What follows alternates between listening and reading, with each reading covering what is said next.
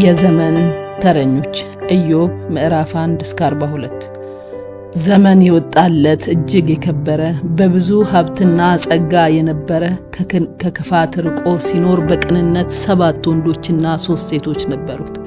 ሁሉም በአንድነት ሲኖሩ በደስታ ያ ሁሉ ደስታ በእልቂት ሲፈታ በአንድ ቀን ድንገት የነበረው ሳይኖር ልጆቹም ንብረቱም ሁሉም ባዶ ሲቀር ኢዮብም ተነስቶ ልብሱን ቀደደና ራሱንም ተላጭቶ በምድር ተደፍቶ ራቁቴን መጣሁ ደግሞም እሄዳለሁ፣ እርሱ የሰጠኝን ራሱ ቢወስደው ክፉ አልናገርም፣ እርሱን አከብራለሁ አለ። ሌላኛው ፈተና ደግሞ ሲመጣበት ይሄ ፈራሽ ገላው በቁስል ተመታበት። ያቺ ሰነፍ ሚስቱ ሰድበህ ሙት ብትለው ከታላቁ ፍቅር ፈጥና ልታስቀረው መልካም ያጠገበኝ ክፉ ቢያመጣብኝ የሰጠኝን ያንን መልሶ ቢወስደው ስለምንስ ብዬ ነው ማልታገሰው አለ ብሎ ቢመልስም ሌሎች ደግሞ መጡ። ያዘኑለት መስለው ጎኑ ተቀመጡ። ማጽናኛ የሚመስል የቁስሉ መውጊያ በብዙ ወትወታ ሲያሳጡት መጠጊያ ሲሉ በየተራ ኃጢአትን ሰርተሃል፣ እርሱም ሳይበገር ሲመልስ በመሃል ምሬትን ሲያወጣ ደግሞ በራሱ ቃል እያሉ ሲያወሩ ሁሉም በድልሃል፣ የሰውን ወስደሃል።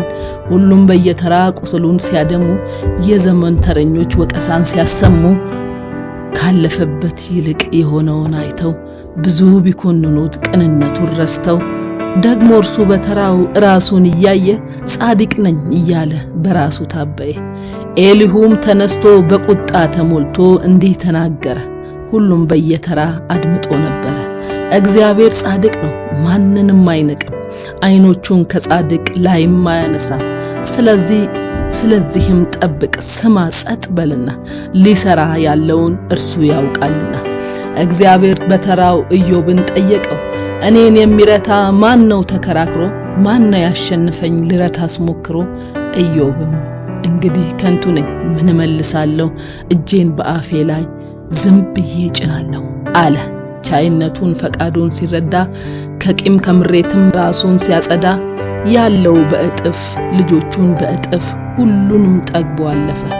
ያን ሁሉ መከራ በደል አሸነፈ። እናም ወገኖቼ ስሙኝ ልንገራችሁ፣ የሆነላችሁን ብቻ እያያችሁ ማጉረምረም አቁመን ነገንም እያየን የመረጠን ጌታ ስለሚያሻግረን ድልን በድል ይዘን ገና እንወርሳለን። የዘላለም አምላክ ስሙ ይክበርልን። አሜን።